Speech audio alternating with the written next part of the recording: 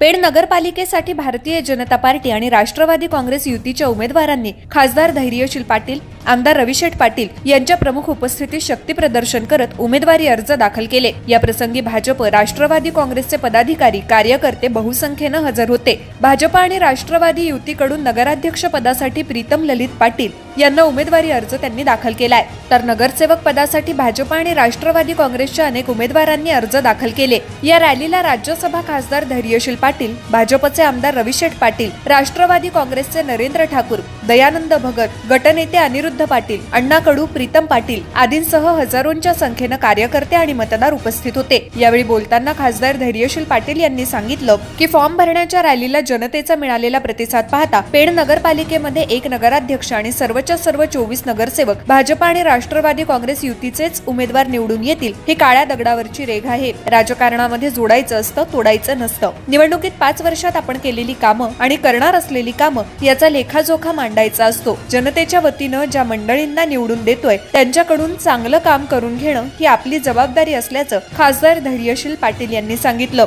तर आमदार रविशेठ पाटील यांनी सांगितलं की आज फॉर्म भरण्यासाठीची मतदारांची उपस्थिती पाहून आपले सगळे उमेदवार निवडून आले आहेत। शहराची संपूर्ण दिशा बदललेली आहे। शहराच्या विकासासाठी मुख्यमंत्री देवेंद्र फडणवीस यांनी झुकतं माप दिल्यानं भरघोस निधी या शहरासाठी आणला आहे। शहरातील विकास कामं मार्गस्थ लागली आहेत। आपले नगराध्यक्ष आणि नगरसेवक असे 25च्या 25 सगळे उमेदवार निवडून येणार आहेत, असं आमदार रविशेठ पाटील यांनी यावेळी सांगितलं।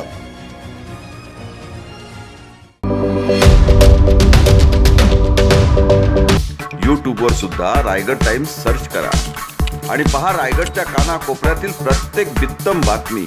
आणि हो, लगेच सबस्क्राइब बटनवर क्लिक करायला विसरू नका। रायगड टाइम्स, आपला चॅनल, आपला आवाज।